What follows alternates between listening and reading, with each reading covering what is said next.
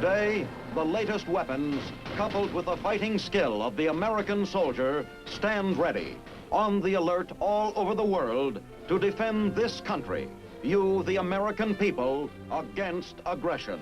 This is The Big Picture, an official television report to the nation from the United States Army.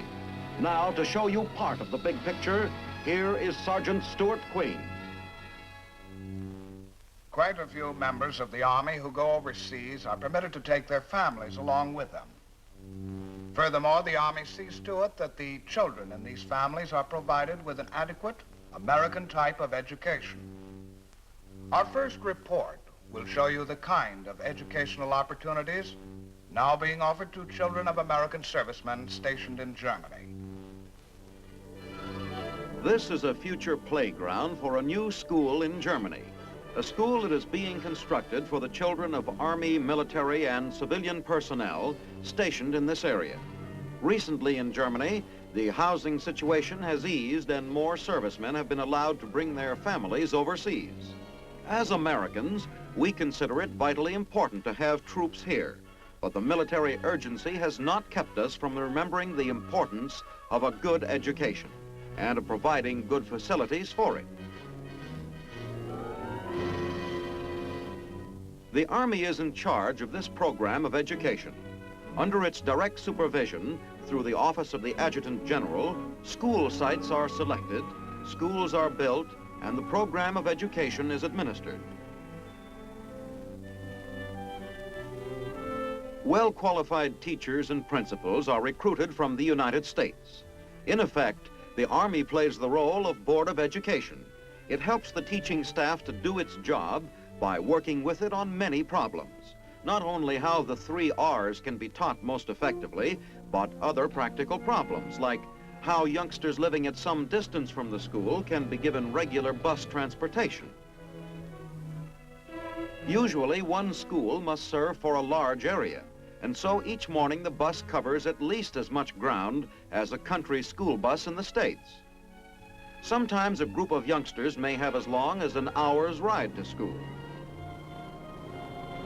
But the scenery is attractive, and of course the bus is a good place for chatter before the teacher takes over, so the time passes almost too quickly.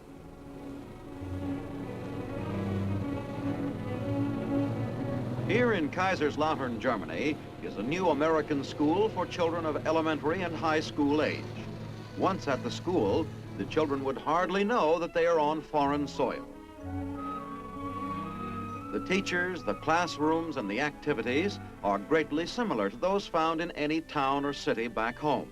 But back home means very little to some of these kids who may never have seen the inside of a school in the States because their fathers have had continuous work to do for Uncle Sam in foreign lands.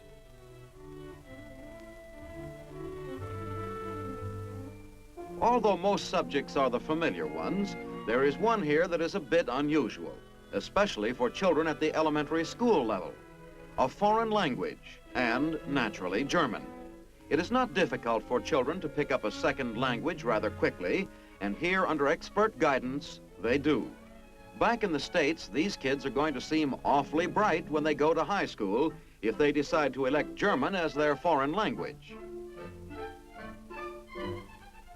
Everything is up to date in this new elementary school, and although the kids like it, they like to be outside it just as much as possible. It's time for the playground now.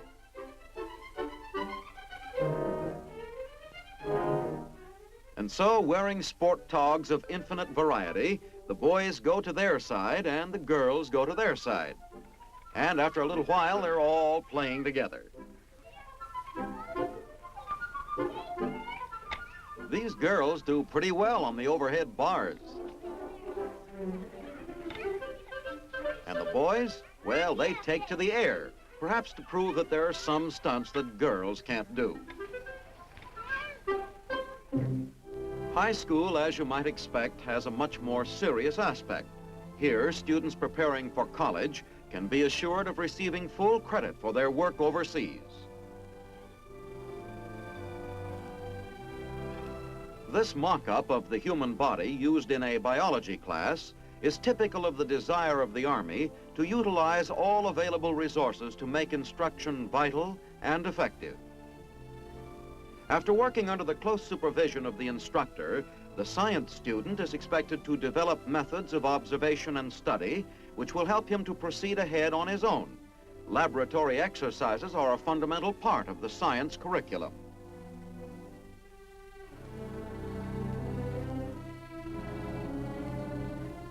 Chemistry, like biology, is approached with the intention of developing an understanding of the method of the scientist. The scientist tries an experiment. He sees whether what he has in mind is really true. He or she submits the theory to a practical test. Like the laboratory, the library is a place to track down knowledge, and many an assignment can only be fulfilled by going there and looking it up. Of course, the library is always open to those who want to go there for the pleasure of finding themselves a really interesting book.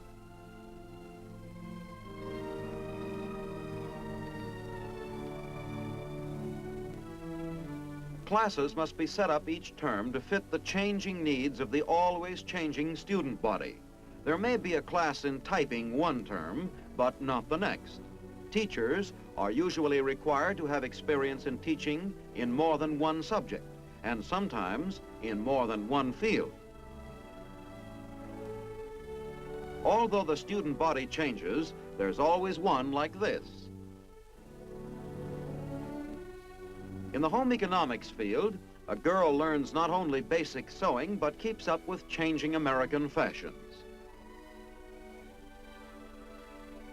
Some of these young ladies studying here in Germany have already seen quite a bit of the world, but are rather anxious to know just as much about being well-dressed as the girls back home. Not only what to wear, but how to create it. The balance between practical and theoretical subjects is very much the same in these overseas schools as in the States.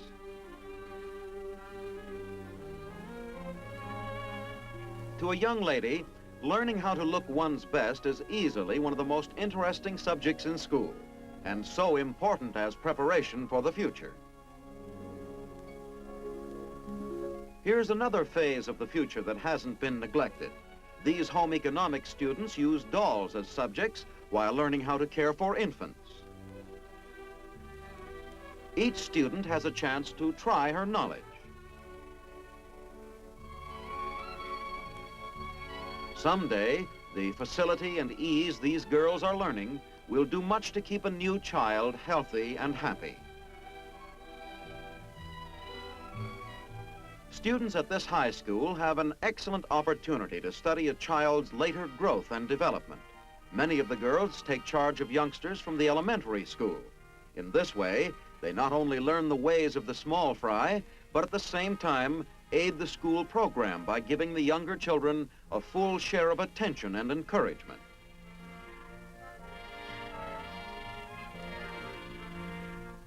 In many ways, life in these dependence schools overseas has a tendency to develop community spirit, with everyone lending a helping hand and everyone a little happier because of it.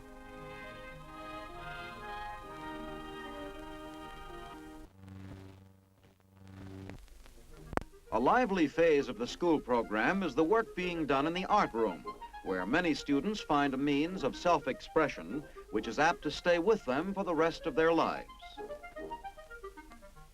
Music, too, offers long-lasting enjoyment. There's keen interest in this group. For example, just look at the expression on those ankles. Musical enthusiasm is understandable here in the land of Bach, Brahms, and Beethoven. The high school has a physical education department. One of its objectives, the development of good health for all students, is carried out in some measure through group games, such as volleyball.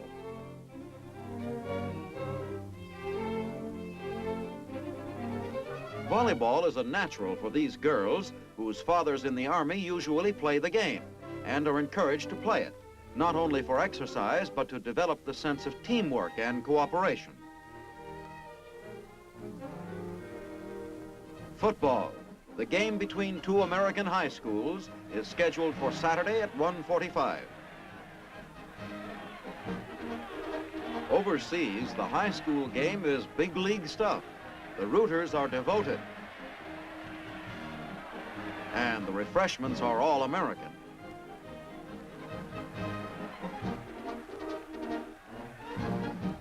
Team captains toss up.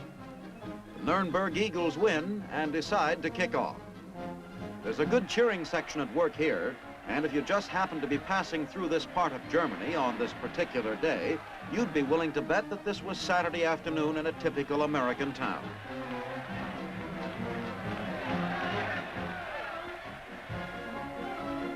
For the players and the students, it's an afternoon full of team spirit and the determination to win.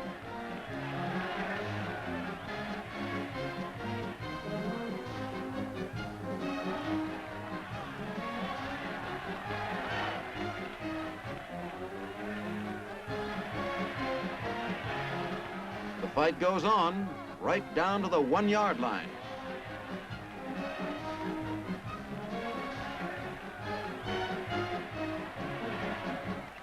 There's plenty of inter-high school competition here in Germany, but under Army supervision, all athletic events are carried out with the objective of teaching the American attitude of fair play.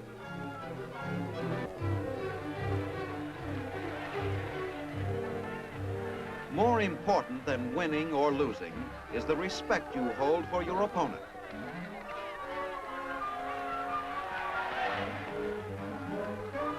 When the race is won, the winners take their places in true Olympic style.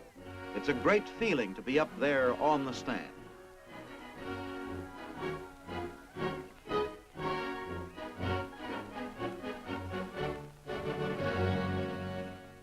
Recreational facilities of many kinds are available to the students. Teenage activities after school are, again, just what you might find back home. A few of the boys and girls sing the good old songs, but mostly there's keen interest in the latest hits from the States, with Crosby and Sinatra holding their own against the newcomers.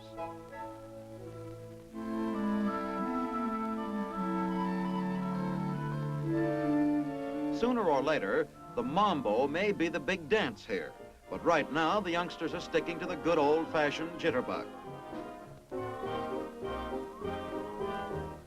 From the standpoint of education and just plain fun, sightseeing is the big plus for the American student who goes to a dependent school overseas. On the streets and in museums, there's an altogether different world on display, a world many centuries older than ours in America. Yes, outside the walls of the regular high school is a classroom of another kind, rich in history and the arts, with a bit of geography thrown in for good measure. A living, exciting laboratory available all the time.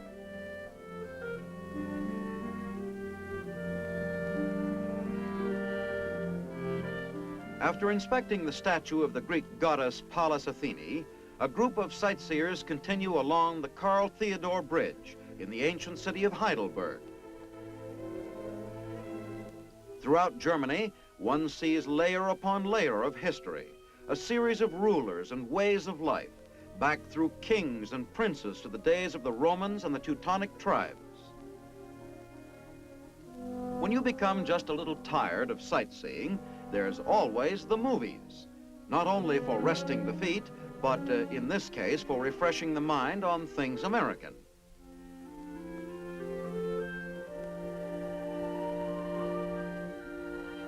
What about it? Shall we see Vom Winde Wehet, Gone with the Wind, for the umpteenth time? Well, it's got Gable, and it won't be exactly the same, because this time the ladies and gentlemen of the Confederacy will be speaking in German, which these students will understand.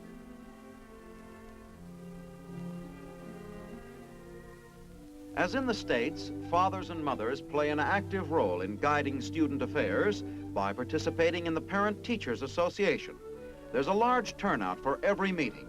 The PTA has found that by sponsoring a German-American teenagers club, much can be done to foster mutual understanding and interest between German and American youngsters.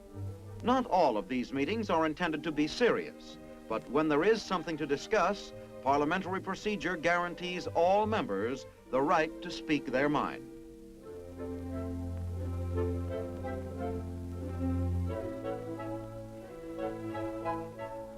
Conversations are, of course, in German. These get-togethers are valuable practice in international understanding. Finally, a day arrives that formally culminates the 4 years of high school study for these young men and women. Graduation provides a feeling of accomplishment. High school has been a task. It has not always been pleasant, but now it is over.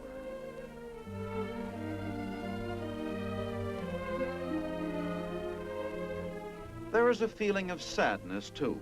There will be a break in long and rich associations with teachers and fellow students. But what is unusual in this graduation is that something of great significance has been woven into the lives of these young men and women. A wider experience with people and events, a greater perceptiveness of the world about them. As they grow older, they will value more and more the experience of going to school in a foreign country.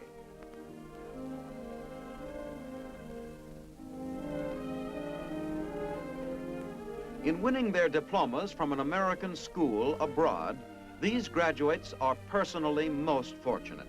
But their country, too, is fortunate because, with their families, they have proven themselves outstanding as representatives of America abroad. Heidelberg, with its renowned university, a seat of learning attended by students from all over the world. Perhaps this graduate will continue on here, or perhaps he will return to study in America. Whatever his course, he has already gained valuable understanding and background in an American school abroad.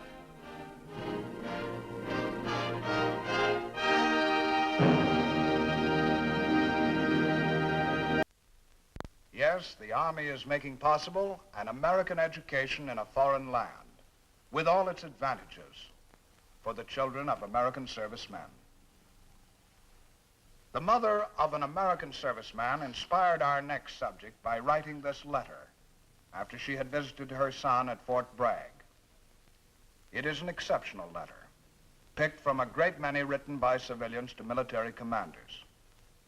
We think it expresses very well, very simply and honestly, a mother's feelings.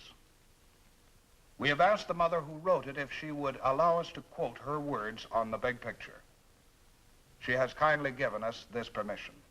And so, here is her letter, addressed to the commanding general at Fort Bragg, North Carolina. I have just returned home from a 3-day visit to Fort Bragg, and I hope you'll not mind my writing you to express what I imagine many mothers must feel after spending some time in an atmosphere that is altogether strange and foreign to us. From the very first, when I drove into the fort, the visit taught me a great deal that I did not know. It had always been my impression that an army post was a cold, desolate, and unfriendly place. And this is what I suppose I expected at Fort Bragg. But instead, I found it to be a beautiful place, and an experience I wish more civilians might have. It had been quite a long drive for me, and frankly, on arrival, I felt tired and lonely, and wondered whether I should have made the trip. But almost immediately, the hostess at the guest house where I stayed made me feel very much at home. She extended every courtesy, and when I was shown to my room, I was altogether grateful that it was immaculate and most comfortable. After I'd been settled, I set out to observe some of the training activities in which my son was involved. My son is a paratrooper. He chose to be one, knowing it would not be easy. Here at Bragg, it is far from home. The work is hard and the tension is great. But there's been a great change in my son. It seems just yesterday that he was a very small boy. Still remembering some of his small boy fears, I find it difficult to grasp, but very wonderful. He has suddenly been made a man. I watched him jump from a training tower and dangle like a marionette on a string, like some toy he might have played with only what seems to me like a few years ago. I think all of us mothers would like to say thank you for these men at Bragg. We have sent you boys, and already you have made them men. Of course, I was there to see my son, but I saw thousands there exactly like him. Men aware that they were not alone in the job they had to do. Men working together to gain the strength and the know-how for doing whatever the job might demand. I got a feeling of an esprit that is incomprehensible to a woman and that leaves her very humble and proud that her son is a man. Like every mother and wife in the world, I hate and dread and fear war with all my heart. But when my son entered the Army and later came here to Fort Bragg, all of it was with my full blessing. I had brought him up to believe in a way of life, not only freedom and democracy, but memories of things at our home and in our town, and above all, the difference between right and wrong. I tried to give him something that he would love enough to preserve it for himself and others against whatever danger might threaten from whatever quarter. And now, in these times, the danger to our country seems very clear. To hope for peace means nothing if we do not have men who have the courage and the strength to fight for it. I was glad that my son was here in training, becoming strong for his own sake and for the sake of America.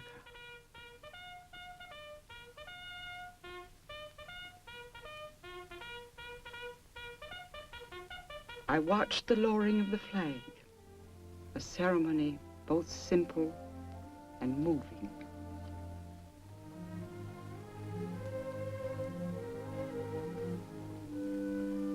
I had one more day to spend here. I was looking forward to it. On the last day, my son was scheduled to make a jump from a plane. An MP gave me very explicit directions on how to get to a good vantage point for watching the jump. Incidentally, may I say that throughout my visit, every soldier to whom I spoke was courteous and helpful and cheerful. I'm pleased to tell you of this because I know that sometimes our servicemen are criticized harshly on these matters. And I, for one, would like to report how favorably I was impressed. I was impressed with the size of Fort Bragg. I learned that an Army post is much more than a cluster of barracks and administration buildings. I drove for miles and miles past one training area after another.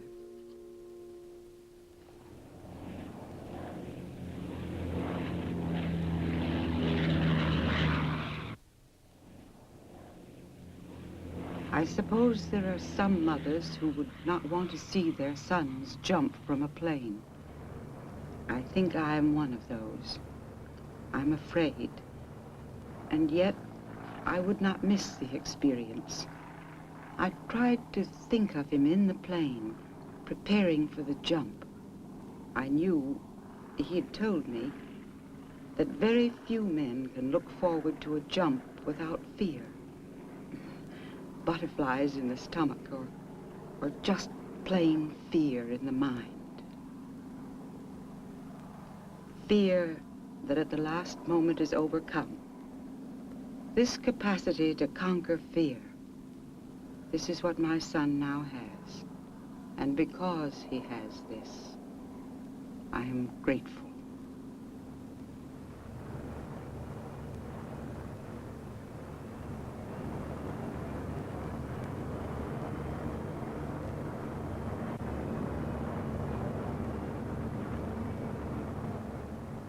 I tried to pick out my son from those tiny specks in the sky.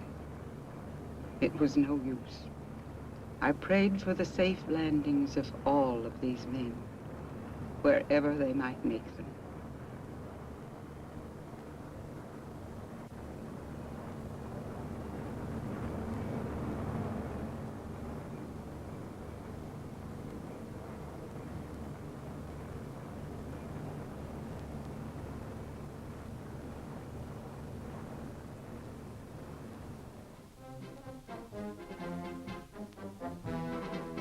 I came to Fort Bragg rarely to see my son, but I saw much more.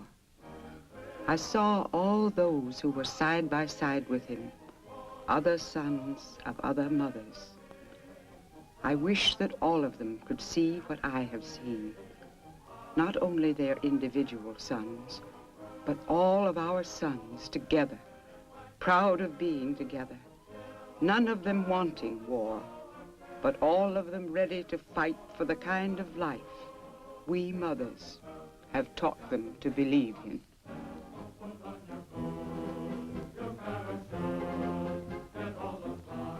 I saw them marching together gallantly, and I'm grateful that our safety and our future is in their good, strong hands. We are proud to have presented this letter, which shows not only the deep affection of a mother for her son, but a fine understanding of the role her son must play in the defense of his country. Now, this is Sergeant Stuart Queen, inviting you to be with us next week for another look at the big picture, the United States Army in action. The Big Picture is a weekly television report to the nation on the activities of the Army at home and overseas. Produced by the Signal Corps Pictorial Center. Presented by the U.S. Army in cooperation with this station. You can be an important part of the big picture. You can proudly serve with the best equipped, the best trained, the best fighting team in the world today, the United States Army.